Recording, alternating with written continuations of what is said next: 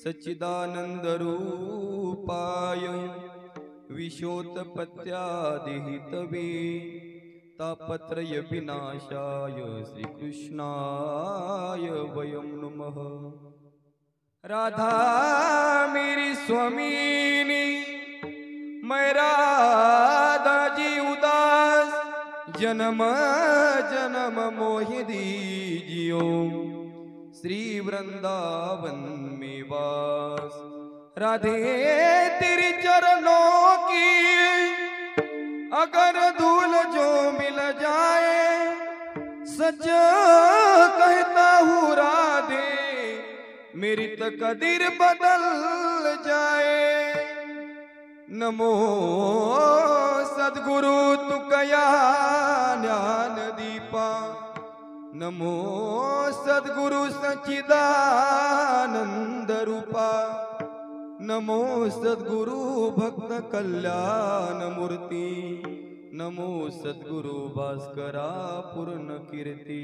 आता हृदय आपुले चौफाळून या बली वरी बैसव पाऊले श्री गुरूंचे सेवे लागी सेवक झालो तुमच्या लागलो निज चरणा तुमच्या लागलो निज चरणा तुमच्या लागलो निज चरणा सेवे लागी सेवक झालो तुमच्या लागलो निज चरणा तुमच्या लागलो निज चरणा तुमच्या लागलो निज चरणा। हरी अहो स्वामी तुकया देवा यावरी न करावा अहो स्वामी तुकया देवा यावरी न करावे अहो स्वामी तुकया देवा यावरी न करावा स्वामी तुकया देवा यावरी न करावे स्वामी तुकया देवा यावरी न करावा अभिरू यावरी न करावा अभिरू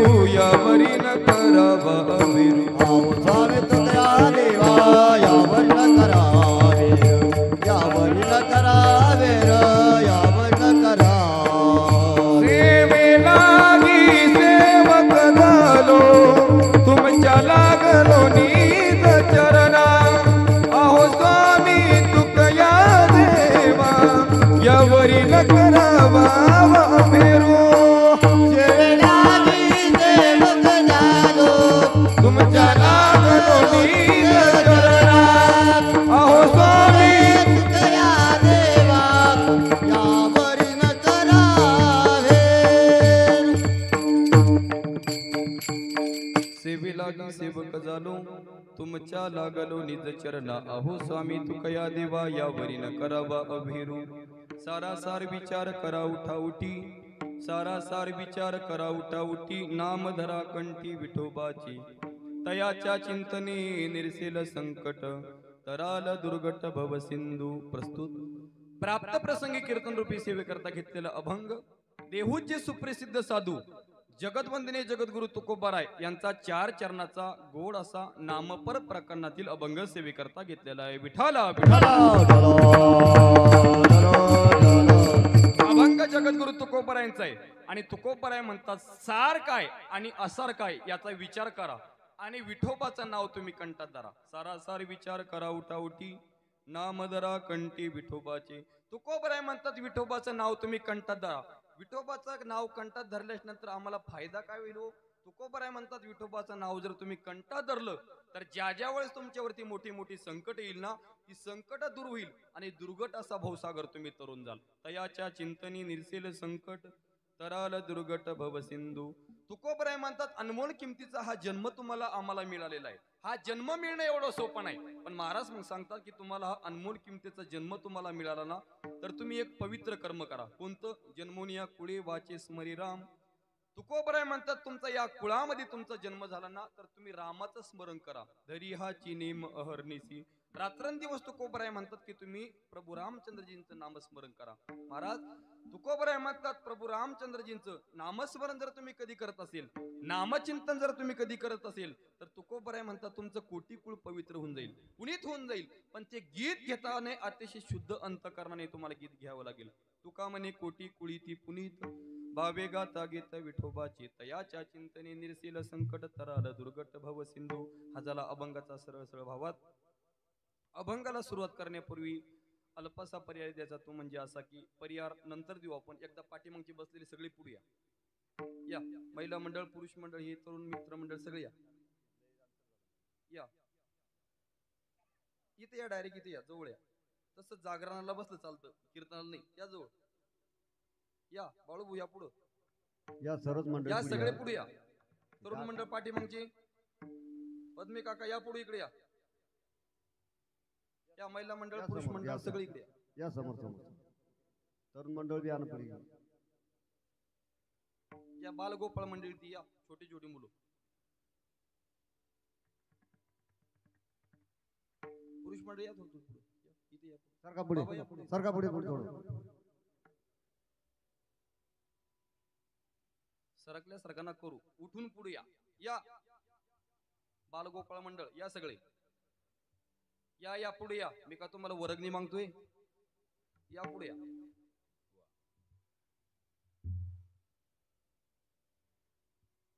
बसा आता खाली सगळे. शांत बसा आता. अभंगाला सुरुवात करण्यापूर्वी अल्पसा पर्याय द्यायचा तो म्हणजे असा की अखिल कोटी ब्रह्मांड श्री भगवान पंढरीश पांडुरंग परमात्म्याच्या कृपा आशीर्वादाने, दुर्गा मातेच्या कृपा आशीर्वादाने चालू असलेला आपला हा शारदीय नवरात्र महोत्सव आणि आजची ही नवरात्राची दुसरी रात्र, दुसरी माळ आणि दुसऱ्या दिवसाची कीर्तन सेवा माझ्या वाटेवरती आली. माझं परम भाग्य समजतो, ज्यांच्यामुळे तुमच्या सर्वांचं दर्शनाचे योग आहे. सर्वच आपले दुर्गा मित्र मंडळ असतील, सर्वांच्याच माध्यमातून ह्या कीर्तन सेवेचा योग माझ्या वाटेवरती आलाय. ज्यांच्यामुळे तुमच्या सर्वांचा दर्शनाचा योग आहे. ज्यांनी मला पहिला अगोदर फोन केला, आमचे गोरे मामा, त्यांनी या कीर्तना संदर्भात मला फोन केला आणि सांगितलं महाराज अशी अशी सेवा तुम्ही गावामध्ये करा, आणि त्यांच्यामुळे तुमच्या सर्वांचा दर्शनाचा योग आलाय. अतिशय गोड वातावरण आपलं दरवर्षीच असतं आणि दरवर्षी आपण नवीन नवीन कार्यक्रम इथं दुर्गा मातेच्या प्रांगणामध्ये, सगनाई मातेच्या प्रांगणामध्ये आपण दरवर्षी करतच असतो. आणि यावर्षी दुसऱ्या दिवसाची कीर्तन सेवा माझ्या वाटेवरती आली. माझं परम भाग्य समजतो. अतिशय गोड वातावरण या नवरात्र मंडळाचं आहे. अतिशय गोड नियोजन तुम्ही सर्व मित्रमंडळींना केलेलं आहे. सर्वांनाच खूप खूप द्यावे तर धन्यवाद. कीर्तन म्हटलं की गायक लागतात, वादक लागतात, म्हणून सर्वच आपल्या परिसरातील महाराज मंडळी माझ्या कीर्तनासाठी आज आवर्जून उपस्थित आहेत. मृदंगाचार्य, थांबा टाळी नंतर सांगतो वाजवायची. मृदंगाचार्य आपल्या परिसराचं वैभव असणारे आमचे प्रसाद महाराज मस्के, त्यांना देखील एक फोन केला आणि ते सुद्धा आले. त्यांना सुद्धा खूप खूप द्यावे तेवढे धन्यवाद. व तसेच आपल्या परिसराचं वैभव असणारे आमचे गोविंद महाराज दिगावकर महाराज सुद्धा आलेले आहेत. त्यांना सुद्धा खूप खूप द्यावे तेवढे धन्यवाद. आमचे नाचरवेंचे कोपरवेलचे धुमाळ बाबा ते सुद्धा आहे, त्यांना सुद्धा खूप खूप द्यावे तेवढे धन्यवाद. तसेच गावात नाचरवेंचे बाबा आहेत, त्यांना सुद्धा खूप खूप द्यावे तेवढे धन्यवाद. व तसेच आमचे हे सर्वच ज्ञानाई वारकरी शिक्षण संस्थेमधील विद्यार्थी आहे, त्यांना सुद्धा सर्वांना खूप खूप द्यावे तेवढे धन्यवाद. व तसेच आपल्या गावातील वैभव मृदंग सम्राट, मृदंग अलंकार आमचे मित्र अमोल महाराज धमाली ते सुद्धा माझ्या कीर्तनासाठी आहेत. त्यांना सुद्धा खूप खूप द्यावे तेवढे धन्यवाद. व माझा आवाज तुमच्यापर्यंत ज्यांच्यामुळे पोहोचतोय, गोड अशी ज्यांची साऊंड सिस्टीम आहे, आनंद मंडप सारोळा, आमच्या विलास भाऊसाठी एकदा टाळी वाजवा. अतिशय सुंदर त्यांनी साऊंड सिस्टीम लावली. मी सांगत असतो त्यांचा माईकच सुंदर नाही, mike is the best, best is the operator. अतिशय सुंदर त्यांनी साऊंड सिस्टीम लावलेली आहे. त्यांना सुद्धा खूप खूप द्यावे तेवढे धन्यवाद. तुम्ही म्हणसाल महाराज सगळ्यांचे नाव घेतले, मग आम्ही का तुझे बांध कोरले का? तुम्ही सुद्धा माझ्या कीर्तनासाठी आहेत. वारकरी संप्रदायाच्या उखाण्यामध्ये तुमच्या सर्वांचं नाव घेतो.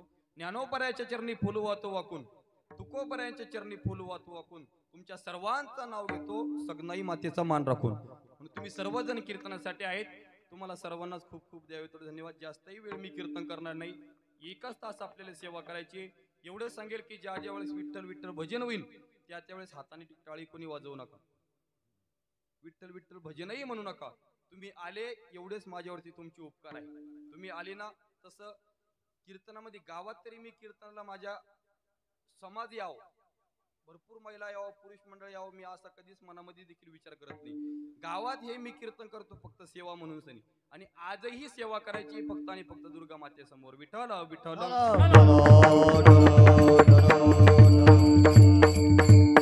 म्हणून आजच्या या दुसऱ्या दिवसाची कीर्तन सेवा आता आजपासून आपले हे कार्यक्रम दररोज नित्यनेमाने दररोज वेगवेगळे कार्यक्रम आहे. उद्या देखील मला वाटतं जागरण गोंधळाचा कार्यक्रम आहे. दररोज वेगवेगळे कार्यक्रम ठेवण्यात आलेले आहेत. तसं दुसऱ्या दिवसाची कीर्तन सेवा माझ्या वाटेवरती आली आहे. तसं सुरुवात मी कार्यक्रमाची माझ्यापासून करतोय म्हणून नामपर प्रकरणातील अभंग सेवेकरता घेतलेला आहे. कारण सुरुवातीला मंगळ केलं पाहिजे. काय मंगल केलं पाहिजेत म्हणून मी नामपर प्रकरणातील अभंग सेवेकरता घेतलाय. बघा, वारकरी संप्रदायाचे काही नियम आहे. काय वारकरी संप्रदायाचे काही लिखित नियम आहे, काही अलिखित नियम आहे. मी लिखितही नियम तुम्हाला सांगतो आणि अलिखित नियम तुम्हाला सांगतो. भजन करा विठाला विठाला. लक्ष देऊन ऐका म्हणजे तुम्हाला कीर्तन समजेल. बघा, वारकरी संप्रदायाचे लिखित नियम आहे. काय भक्ती ज्ञानाविरहित गोष्टी न कराव्या, प्रेम भरे वैराग्याच्या व्यक्ती वाराव्या, जेणेकरून मूर्ती टसावी अंतरी श्रीहरीची, ऐसी कीर्तन मर्यादा आहे विनोद सम्राटाच्या घरची. बरोबर का? नाही, संतांच्या घरची. की कीर्तनामध्ये भक्ती ज्ञानाविषयी विरहित दुसरं काहीही सांगू नये. कीर्तनात सांगायचं असेल वर्णाविती थोरी, एका विठ्ठलाची कीर्ती मानवाची बोलू नये. तुकोबऱ्या सांगतात वर्णायचं असेल तर देवाचं आणि संतांचंच वर्णन करायचं कीर्तनामध्ये, दुसऱ्या काही गोष्टी सांगू नये. पण महाराज आजकालचा जर आपण विचार केला तर देवाचं सांगितलं तर लोक म्हणतात कीर्तन याला जमलं नाही. लोकांना काय आवडतं? विनोदाची कथा गोड वाटे, देवाचे चरित्र नावडे सर्वदा, विनोदाची कथा गोड वाटे. लोकांना देवाचं नाही आवडत, विनोदाची कथा आवडते. संसारातल्या गोष्टी लोकांना आवडतात. पण तुकोबराय म्हणतात की संसारातल्या गोष्टी नाही, वर्णाविती थोरी एका विठ्ठलाची, कीर्ती मानवाची बोलू नये. वर्णायचं असेल तर देवाचं, भक्ती ज्ञानाविरहित दुसरं काही सांगू नये. हा झाला लिखित नियम. मग अलिखित नियम कोणता आहे हो? कीर्तन करणे लक्ष देऊन ऐका माझ्याकडे. लिखित नियम तुम्हाला सांगितलं. मग अलिखित नियम कोणता आहे? कीर्तनामध्ये कीर्तनकाराने धोतरच घातलं पाहिजे. एखाद्या ग्रंथात लिहिलेलं आहे काय हो? लिहिलेलं आहे का? बोला म्हणजे तुम्हाला समजेल. कोणत्याही ग्रंथात लिहिलेलं नाही की कीर्तनकाराने कीर्तनात धोतरच घातलं पाहिजे. पण मला सांगा बाबा, अहमदाबादचे बाबा, आजपर्यंत एखादा कीर्तनकार जीन्स पॅन्ट घालून आला का? का नाही आला? कारण हा अलिखित नियम आहे. कीर्तनकाराने कीर्तनामध्ये फेटाच बांधला पाहिजेत आणि चाटा नाही, फेटाच बांधला पाहिजेत. असं कुठं लिखित लिहिलेलं आहे का? हा झाला अलिखित नियम. पण आजपर्यंत एखादा कीर्तनकार बिगर फेट्याचा आला का? नाही. का? तर हा अलिखित नियम आहे. आमचे गुरुवर्य राऊत बाबा पाठामध्ये सांगायचे, जेवढे आपण लिखित नियम पाळत असतो ना, त्याच्याही दुपटीने आपल्याला अलिखित नियम पाळायचे असतात. म्हणून अलिखित नियम कोणता आहे? की कीर्तनकाराने पहिल्या दिवशी नामपर प्रकरणातील अभंग घ्यावा. म्हणून या उद्देशाने मी नामपर प्रकरणातील अभंग सेवेकरता घेतलेला आहे. विठाला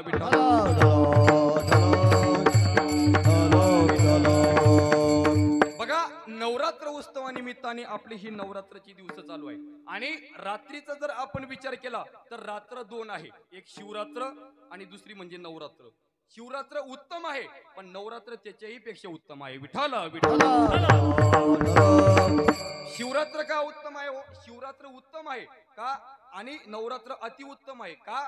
तर शिवरात्र फक्त एकच दिवस असते आणि नवरात्र 9 दिवस असते, म्हणून नवरात्र उत्तम आहे. ऐका, 9 दिवस मोहरूपी महिषासूर सारख्या दानवासोबत युद्ध माझ्या दुर्गा देवीने केलं आणि 10व्या दिवशी विजय प्राप्त झाला, म्हणून आपण विजयादशमी म्हणतो. काय? 10व्या दिवशी विजय प्राप्त झाला म्हणून बघा, मोहरूपी महिषासूर सारख्या दानवासोबत माझ्या दुर्गा देवीने युद्ध केलंय. ऐका, लक्ष देऊन ऐका, इकडे तिकडे माझ्याकडे बघा. मार्कंडेय ऋषीने सांगितलेल्या देवतांच्या तेजातून निर्माण झालेली ही दुर्गा देवी आहे. काय? या दुर्गा देवीने मोहरूपी महिषासूर सारख्या दानवाचा नाश केलेला आहे. याच दुर्गा देवीने मात्या पित्याची सेवा करणाऱ्या पुंडलिकासाठी एक विलक्षण रूप धारण केलंय आणि या देवीने मोहरूपी महिषासूर सारख्या दानवाचा नाश केलेला आहे. त्याचं वर्णन नाथमार्जांनी अतिशय सुंदर केलंय. बघा, ऐका. अनादि निर्गुण प्रगटली भवानी, निर्गुण प्रगटली भवानी, महिषासूर मर्दना लागोनी, मर्दाना लागो, त्रिविध तपाची कराया धाडणी, ताबाजी कराया दाड, भक्ता लागोनी तू पावसी निर्वाणी हो. ऐता दोगबा जोगबा गेलं, ऐता दोगबा जोगबा गेलं, ऐता दोगबा जोगबा मागेलं, दोगबा मागेलं. आमच्या विनेकरीला विनंती आहे, एकदा विनेकरीसाठी टाळी वाजवा. फक्त त्यांना विनंती आहे, कमराचं उपरणं सोडून जोगवा मागू नका फक्त इथं. आता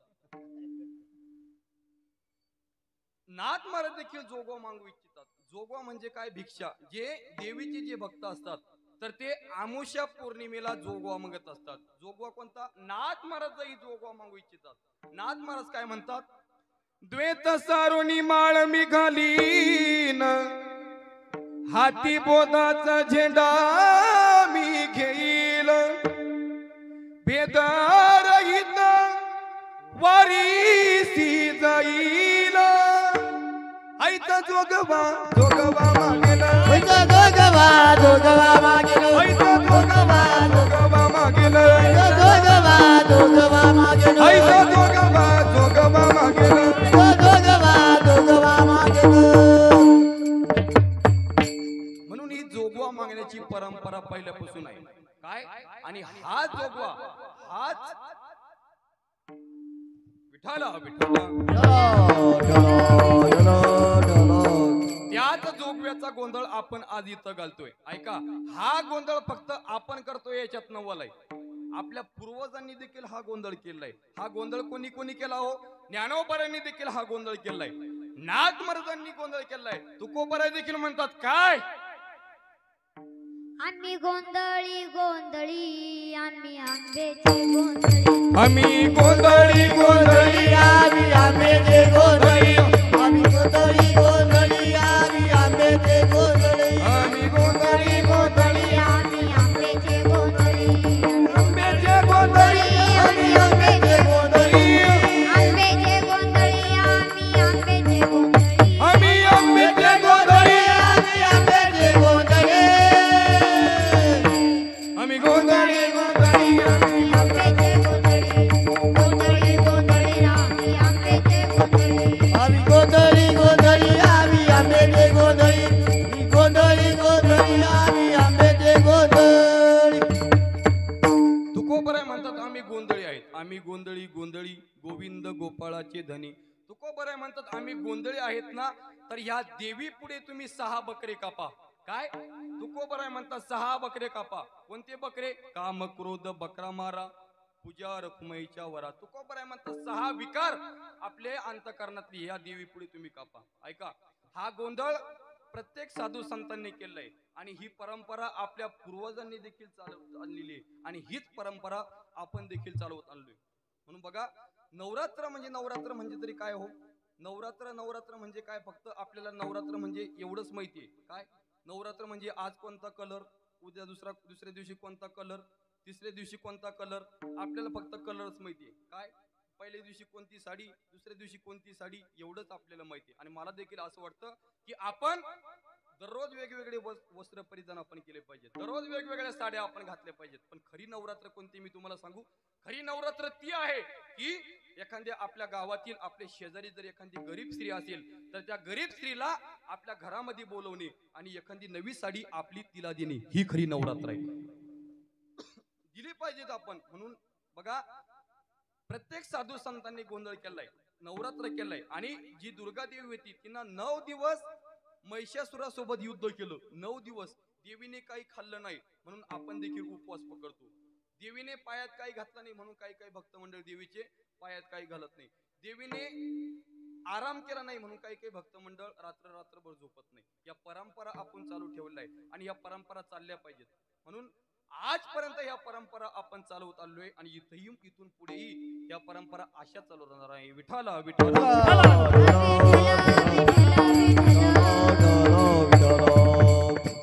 म्हणून बघा, तुकोबराय म्हणतात आम्ही गोंधळी आहेत आणि तेच तुकोबराय आपल्याला या अभंगातून नामाचं महत्व प्रतिपादन करताय. तुकोबराय म्हणतात सारासार विचार करा उठा उठी, नामधरा कंठी विठोबाचे. तुकोबराय म्हणतात सार काय आणि असार काय याचा विचार करा आणि विठोबाचं नाव तुम्ही कंठात धरा. मग या जगामध्ये सार काय हो?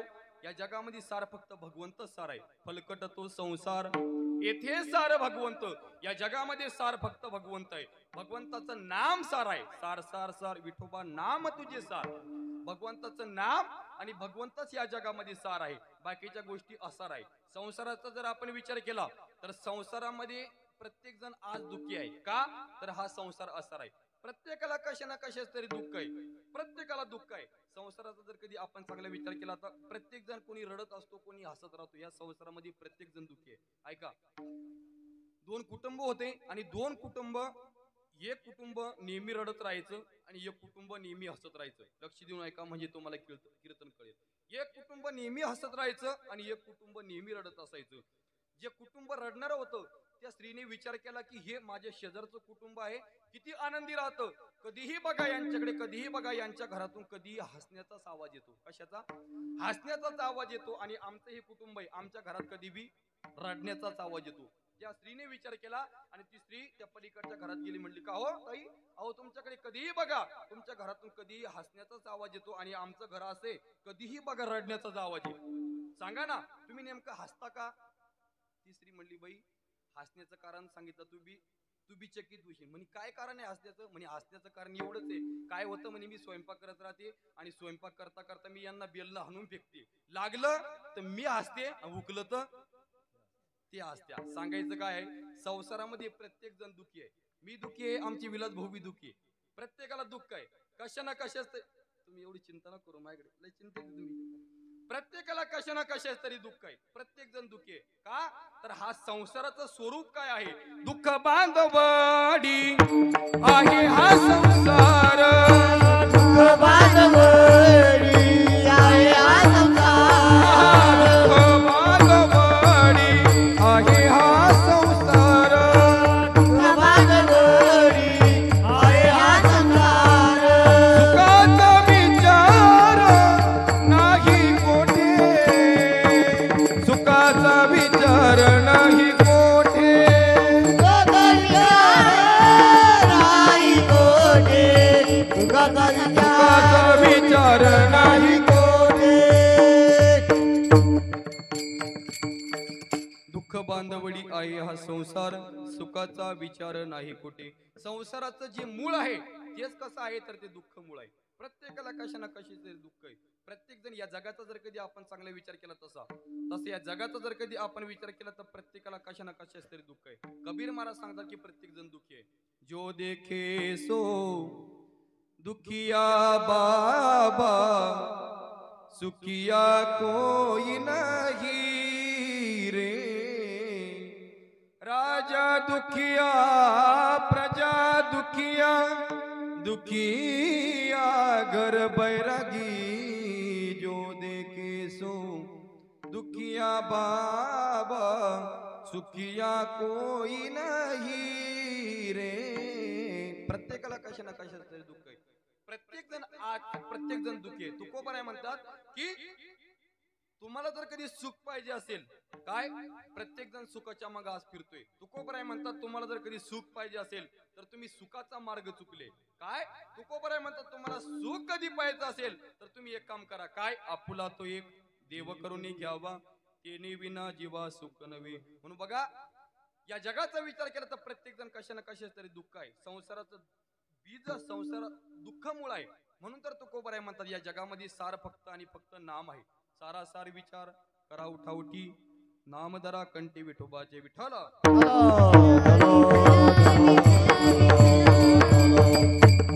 तुकोबराय म्हणतात सार काय आणि असार काय याचा विचार करा आणि विठोबाचं नाव तुम्ही कंठात धरा, नाम कंठात धरा. तुम्ही म्हणता महाराज नाम कंठात धरा, नाम कंठात धरा म्हणजे काय? असं घागरमाळी सारखं काही नाम वगैरे कंठात असं करायचं का? तर तुकोबराय म्हणतात तसं नाही. नाम कंठात धरा म्हणजे नेहमी नामस्मरण करा. सतत आपण नामस्मरण केलं पाहिजे. सतत आपल्याला नामचिंतनाचा आपल्याला अशी ओढ लागली पाहिजे. आपण नामचिंतन करतो पण कसं? कधी मधी. मला तरी असं वाटतं प्रत्येक क्षणाला आपण नामचिंतन सतत नामचिंतन केलं पाहिजे.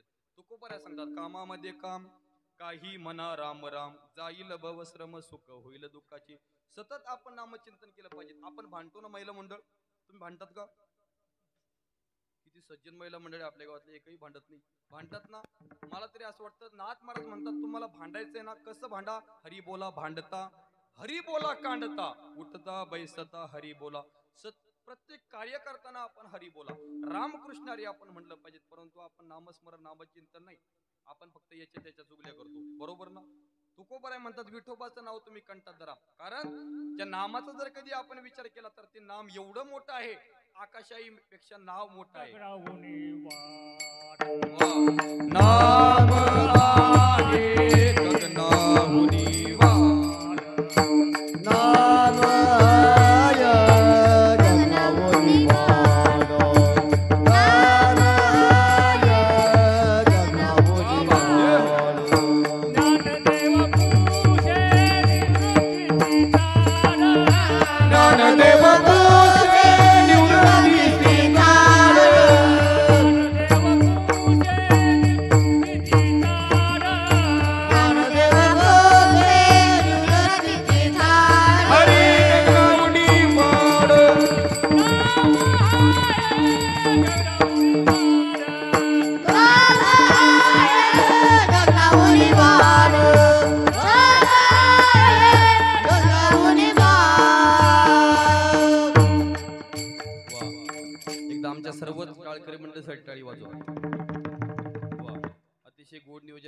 नाहीतर एका कीर्तनाचा जर कधी आपण विचार केला, एका कीर्तनकाराला कीर्तन करायचं म्हटलं आणि एक कीर्तन असेल आणि ही गायक मंडळी जर कधी गोळा करायची असेल तर पैसा लागतो बरं का.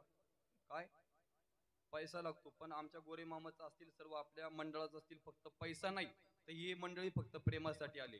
प्रेम पण महत्वाचं आहे. नाहीतर महाराज काही काही ठिकाणी गायक मंडळी नसली की असा वांदा होतो. काय तुम्हाला सांगा, मला तरी असं वाटतं, मी नेहमी सांगत असतो, कीर्तन करायचं म्हणलं की गायक वादक चांगले असले की कीर्तनाला कसं रंग चढतो. जाऊ दे, आपल्या साध्या भाषेत सांगतो, जेवण जर कधी आपल्याला करायचे असेल, काय जेवण जर कधी आपल्याला करायचे असेल ना, तर बाजरीची भाकर पाहिजेत, गावरान गाईचं दूध पाहिजेत आणि तोंडी लावाला खायचं बरं कळतं आपल्याला. तसं गायन कीर्तन करायचं म्हणलं की गायक वादक चांगले असेल तर कीर्तन रंगत असतं. तुम्ही काही नाराज आहे का तरुण मंडळ? काही नाराज नाही ना? सांगा बरं का नाराज असेल का? काही चहा घे सांगू? कीर्तन समजते ना तुम्हाला का खाली बसून सांगू?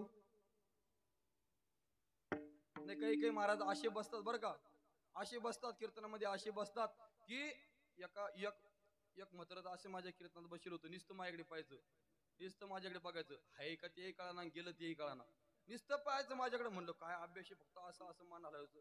म्हणलं काय अभ्यास आहे बाबाचा. मी सगळं कीर्तन सोनवणे भाऊ त्याच्याकडे फोन केलं त्या म्हाताऱ्याकडे, आणि कीर्तन संपल्याच्या नंतर आमच्या गोरे मामाला म्हटलं, आपल्या म्हणजे तिकडे सांगतोय बरं का मी, म्हणलं का हो तर बाबाचा काय अभ्यास आहे? ते म्हणे बाबा अभ्यास नाही, त्यांना ऐकायला येत नाही म्हणे. तसं कीर्तन तुम्हाला समजतं नाही तर कीर्तनामध्ये काही काही असे बसतात एक जण तर कीर्तनामध्ये एवढे विनोद करूनही हसत नाही, एवढे विनोद करही हसत नाही. त्याला म्हणलं अरे बाबा हस ना. ते म्हणे महाराज मला हसायचं नाही. म्हणलं का? म्हणे उपवाशी देवीची. मला धरू नको पण हस. तर काही काही असे बसतात अजिबात हसत नाही. म्हणलं अरे बाबा हस. तो म्हणे महाराज मला हसू येत नाही. म्हणलं का? म्हणे माझ्यावर कर्ज आहे. मग तो कर्ज आम्ही फेडायचं का? कीर्तनामध्ये फ्रेश बसलं पाहिजे, फ्रेश. समजते ना तुम्हाला कीर्तन तसं काय चालवत आपलं? कुठं चालवतो विनेकरी बाबा? म्हणा रान बटेन तू घेतो म्हणा आम्हाला. गगनाहुनी वाड नाम आहे, ज्ञानदेव पुसे निवृत्तीसी चाड. गगनाहुनी वाड नाम आहे. या जगामध्ये नाम एवढं मोठं आहे. आकाश किती मोठं आहे? आकाशाही पेक्षा नाम मोठं आहे. गगनाहुनी वाड नाम आहे. म्हणून आपण नामस्मरण सतत केलं पाहिजे. तुकोबराय म्हणतात, तुम्ही एक काम करा, सार काय आणि असार काय याचा विचार करा आणि विठोबाचं नाव कंठात धरा. तेच अभंगाचं प्रथम. सार विचार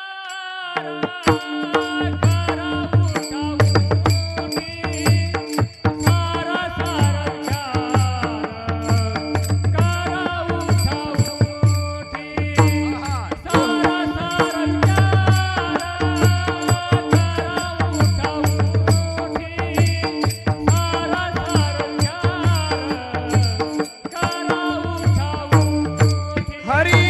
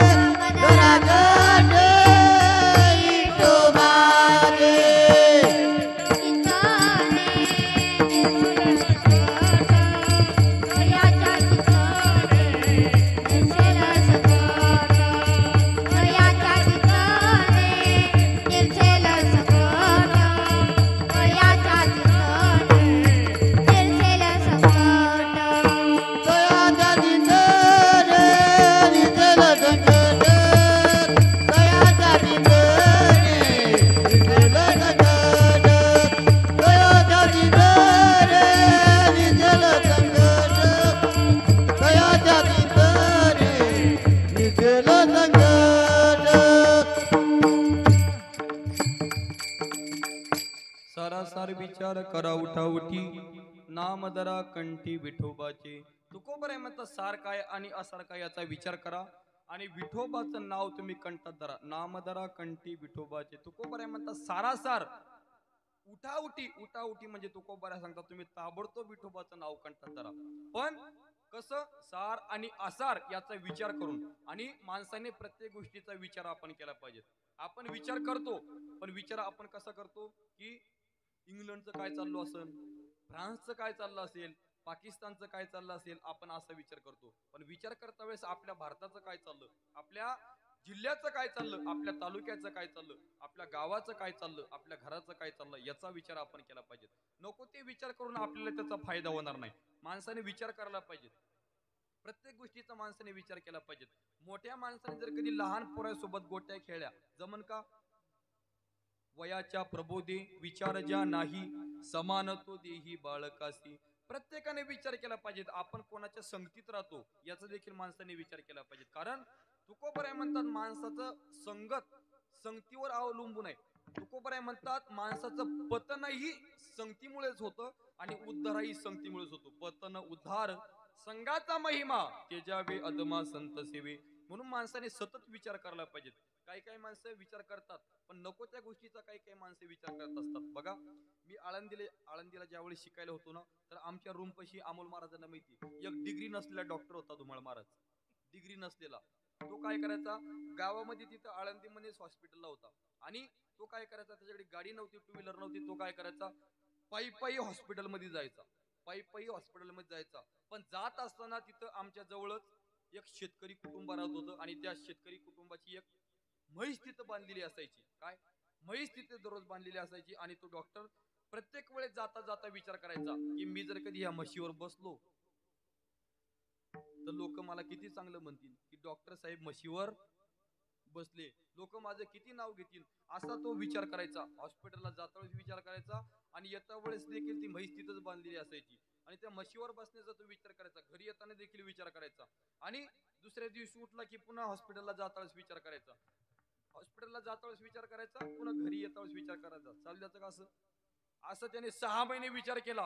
काय मी जर कधी म्हशीवर बसलो तर लोक मला किती चांगलं म्हणतील की डॉक्टर साहेब म्हशीवर बसले, मला लोक टाळ्या वाजवतील माझ्या नावाने. पण त्याने एक दिवस विचार केला. 6 महिने झाल्यानंतर त्याने विचार केला की आता आपण म्हशीवर बसायचं. दुसऱ्या दिवशी त्याने असे मस्त स्नान वगैरे केलं, असा मस्त गंध लावला, असे मस्त पांढरे शुभ्र कपडे घातले आणि म्हशीला सोडलं, दोरी सोडली आणि म्हशीवर बसला. म्हशीवर बसला आणि म्हशीवर बसल्यानंतर त्याने विचार केला की आता रविवारचा बाजार आहे सारोळ्याचा, चला सारोळ्यामध्ये.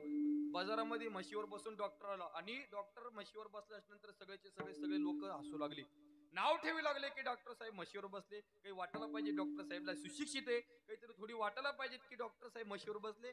सगळे नाव ठेवू लागले. त्याने विचार केला की डॉक्टर साहेब मी विचार केला की सगळे लोक माझ्या नावाने मला चांगलं म्हणताय. त्याने काय केलं ती दोरी हातातली होती ती सोडून दिली. आणि म्हैस प्राणी असा आहे कसा म्हैस जर एखादी अमोल महाराज असे रस्त्याने कधी म्हैस चालली तर गाडीवाल्याला हॉर्न देऊन तो मरायला येतो.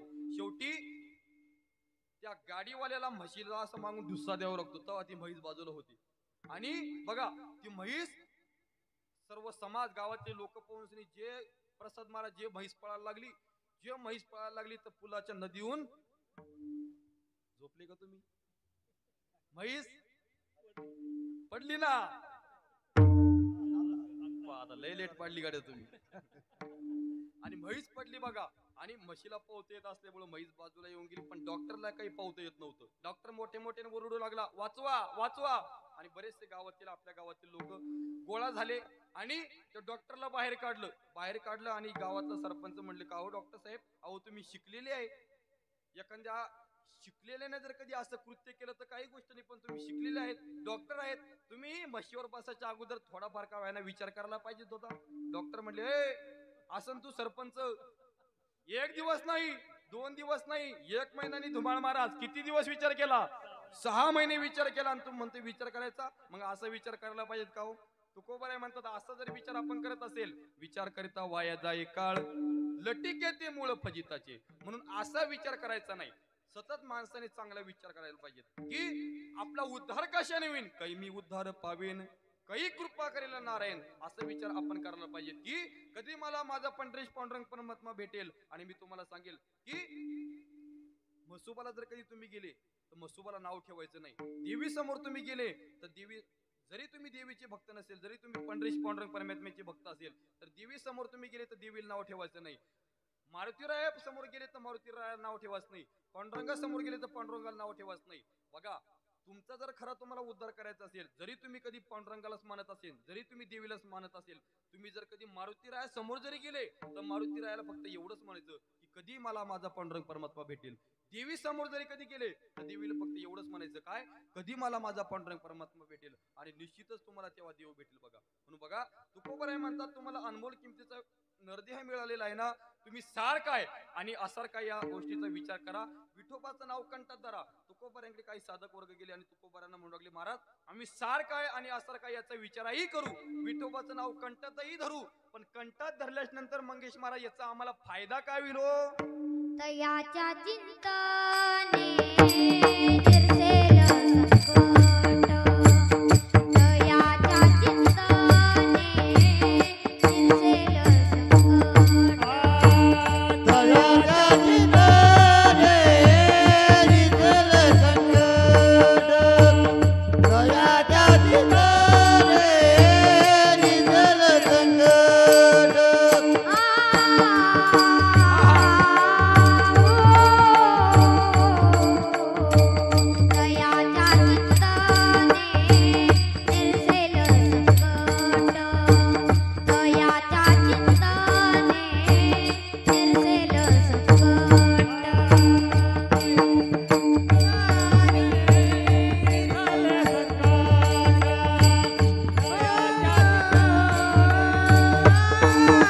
चिंतने निरसेल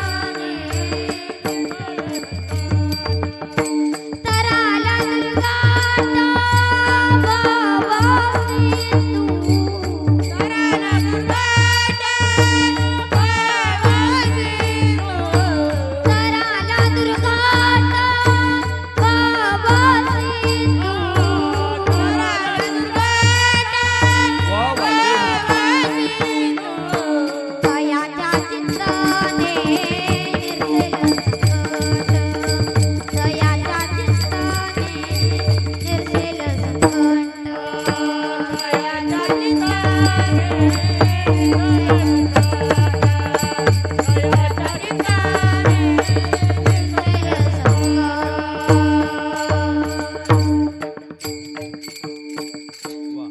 टाळी वाजवा आमच्या मंगेश महाराजसाठी. खूप गोड आवाज मंगेश महाराजचा आमच्या आहे आणि अतिशय गरीब घरचा आहे बरं का, अतिशय गरीब घरचा आहे. आणि ही विद्यार्थी तयार का होतात, कसे गायक होतात, कसे वादक होतात. मी आळंदीला ज्यावेळेस होतो, बघा माझ्याकडे बघा, ज्यावेळेस मी आळंदीला होतो ना, मी खोटं नाही सांगणार की मी आळंदीला असताना मधुकरी तर मागायचोच, पण मी कधी कधी रोजाने सुद्धा जायचो. बिगरी काम करायला मी आळंदीमध्ये जायचो. महाराज, आमच्या सोबतचे जे विद्यार्थी होते, माझ्या सोबतचे काही विद्यार्थी फक्त घरून पैसे मागवायचे, हॉटेलमध्ये जेवायचे. आज जर कधी त्यांचा चांगला विचार केला तर त्यांना एकही अभंग पाठ झाला नाही, एकही चाल त्यांना म्हणता येत नाही, रसक मृदंगही वाजत येत नाही, कीर्तनही करता येत नाही. मधुकरी जर कधी आपण मागितली, आणि मधुकरीचं अन्न ही पवित्र अन्न आहे. काय काही काही या मी नेहमी सांगत असतो, या विद्यार्थ्यातले काही काही विद्यार्थ्यांना काही काहींना वडील नाही, पण हे विद्यार्थी आज आपल्या गावात मधुकरी मागताय ना, निश्चितच हे मोठे कालांतराने कीर्तनकार असेल, गायक असेल, वादक होणार आहे. आणि ही नेहमी बाहेर गेल्याच्या नंतर प्रत्येकाला सांगणार आहे, अहो आम्ही त्या सारोळ्यामध्ये होतो, त्या सारोळ्यामध्ये होतो आणि त्या माऊल्या आम्हाला आम्ही जायच्या अगोदर आमच्यासाठी मधुकरी तयार करून ठेवायच्या. हे बाहेर गेल्याच्या नंतर नक्कीच सांगणार आहे. तुमचे मला तरी असं वाटतं की आपल्या गावाचे खरंच उपकार माझ्यावरती आहे की ही तुम्ही संस्था जी चालू केली आहे, फक्त मी माझ्या भरोश्यावर अजिबात चालू केली नाही, ही फक्त केलेली मी फक्त गावाच्या भरोश्यावर. गावाने जर कधी एक पाय बाजूला काढला तर मी माझा सुद्धा पाय बाजूला काढून घेईन. गावाचे उपकार अनंत आहे. मधुकरीचं ज्ञान हे पवित्र ज्ञान आहे. अहो काही काही आता म्हणतात, मी सांगत असतो, काही काही म्हणतात की त्याने एक टाइम तिथं बनवलं पाहिजे. पण अहो, एक टाइम मी बनवू शकतो, पण हे ज्ञान मधुकरीचं असं ज्ञान आहे की मधुकरी मागल्याशिवाय हे ज्ञानच पूर्ण होऊ शकत नाही. म्हणून गावामध्ये आपलं भाग्य आहे की तुम्ही सर्वच आपल्या या विद्यार्थ्यांना मधुकरी देतात. आणि आम्ही आता काही अशी परंपरा चालू केली की ज्यांची एकादशी असेल त्यांना आम्ही काय सांगतो की तुम्ही ज्यांची द्वादशी असेल त्यांना सांगतो की तुम्ही एकादशीचं फराळ करा. फक्त सांगायचा विषय आहे महाराज, मी सांगत असतो की आपल्या गावा एवढं अन्नदान कोणत्याच गावामध्ये नाही. सगळ्या तालुक्यामध्ये फिरतो मी, सगळ्या जिल्ह्यात सगळीकडे फिरत असतो मी, पण आपल्या गावा एवढं अन्नदान हे कुठल्याही गावामध्ये नाही. अहो, कार्यक्रम किती आपल्या गावामध्ये आहे याचा तुम्ही विचार करा. खरंच आपलं भाग्यवान आहे. आणि खरंच आपल्यावरती खरं उपकार कोणाचे असेल तर ते फक्त आणि फक्त बाबाचे उपकार आपल्यावरती आहे. बाबाजीचे उपकार आपल्यावरती आहे. आणि बाबाजींनी ही परंपरा आपल्या गावामध्ये मधुकरीची असतील म्हणून अशी सर्व परंपरा बाबाजींनी आपल्या गावामध्ये चालू केली. म्हणून बघा, सुंदर महाराजांनी प्रमाण गालं, तयाच्या चिंतनी निरसेल संकट, तराल दुर्गट भव सिंधू. तुकोबराय म्हणतात, नामचिंतन जर तुम्ही कधी करत असेल, सतत तुम्ही नामचिंतन केल्याच्या नंतर फायदा काय होईल? तयाच्या चिंतनी, ज्या ज्या वेळेस तुमच्यावरती मोठी मोठी संकट येईल ती संकट दूर होईल आणि दुर्गट असा भवसागर तुम्ही तरुण जाल. बघा, संकट कशाने जाईल तर फक्त आणि फक्त नामचिंतनामुळे. नामचिंतन जर आपण करत असेल तर मोठी मोठी कितीही मोठी आपल्यावरती संकट येऊ द्या, ती संकट दूर करण्याचं सामर्थ्य फक्त नामामध्ये आहे. कोणावरती संकट आले हो? अनेक जणांवरती संकट आले. द्रौपदीवर संकट आलं, अनेक साधू संतांवरती संकट आलं. बघा, छत्रपती शिवाजी महाराजांवरती देखील संकट आलं. कोणतं संकट आलं होतं छत्रपती शिवाजी महाराज? छत्रपती शिवाजी महाराज ज्या ज्या वेळेस पुण्याच्या विठ्ठल रुक्मिणी मंदिरामध्ये कीर्तन असायचं तुकोबरायांचं, छत्रपती शिवाजी महाराज काय करायचे? सर्व मावळ्यांना घेऊन सनी पुण्याच्या विठ्ठल रुक्मिणी मंदिरामध्ये कीर्तन ऐकण्यासाठी जायचे आणि शुद्ध अंतकरणाने कीर्तन ऐकायचे. ऐका, एक दिवशीचा प्रसंग असे की शत्रूंना कळलं की छत्रपती शिवाजी महाराज पुण्याच्या विठ्ठल रुक्मिणी मंदिरामध्ये कीर्तन ऐकताय. आणि शत्रूंनी विचार केला की येही संधी आहे शिवा भोसले को पकडणे की. आणि सगळेचे सगळे शत्रू पुण्याच्या विठ्ठल रुक्मिणीच्या मंदिराला सर्वांनी वेढा पडला. आणि एक मावळा छत्रपती शिवाजी महाराजांकडे आला आणि म्हणू लागला, महाराज राजे, आपल्याला पकडण्यासाठी शत्रूचा वेढा पडलाय, राजे काहीतरी करावं लागेल. त्यावेळेस राजे म्हणताय तुम्ही काळजी करू नका. ऐका, असा बराच वेळ गेल्यानंतर पुन्हा दुसरा मावळा आला आणि म्हणतोय, राजा आपल्यावरती शत्रूचा वेढा पडलाय आणि राजा तुम्हाला आता बंदी होणार आहे. त्यावेळी छत्रपती शिवाजी महाराज म्हणताय तुम्ही काळजी करू नका. पण ही गोष्ट तुकोबरायांच्या लक्षात आली. तुकोबराय पंढरीश पांडुरंग परमात्म्याला म्हणताय, पांडुरंगा, आमच्या कीर्तनातून छत्रपती शिवाजी महाराजांचं अपहरण व्हावं हा आमचा अपमान नाही तर हा तुझा अपमान आहे. यावेळेस छत्रपती शिवाजी महाराजांचं तूच रक्षण करायचं. आणि ऐका, छत्रपती शिवाजी महाराज कीर्तनामध्ये शुद्ध अंतकरणाने बसलेला आहे आणि त्या पांडुरंगाच्या मूर्तीतून छत्रपती शिवाजी महाराज प्रगट झाले आणि बाहेरच्या दिशेने जाऊ लागले. एका शत्रूने पाहिलं आणि आवाज दिला, ओ देखो शिवा भाग रहा है, ओ देखो शिवा भाग रहा है, पकडो पकडो, ओ देखो शिवा भाग रहा है. आणि बघा, असे अनेक अनेक अनेक अनेक शत्रू छत्रपती शिवाजी महाराजांच्या पाठीमागे निघाले. तोपर्यंत दुसरे शिवाजी महाराज प्रगट झाले आणि अनेक शत्रू छत्रपती शिवाजी महाराजांच्या पांग पडतायत. असे एक नाही पांडुरंगाच्या मूर्तीतून एक नाही, दोन नाही, हजारो छत्रपती शिवाजी महाराज तयार झाले आणि मंदिराच्या बाहेर गेले. मला सांगा, खरे छत्रपती शिवाजी महाराज कुठं आहे? कीर्तनामध्ये आहे का? तर छत्रपती शिवाजी महाराज शुद्ध अंतकरणाने नामचिंतन करताय. आणि छत्रपती शिवाजी महाराजांवर आलेले हे संकट कशाने दूर झालं तर फक्त आणि फक्त नामचिंतनाने. नामाच्या चिंतनी 12 वाटा पडती विघ्ने. महाराज सांगतात की आपल्यावरती कितीही विघ्न येऊ द्या, पण नामचिंतन जर कधी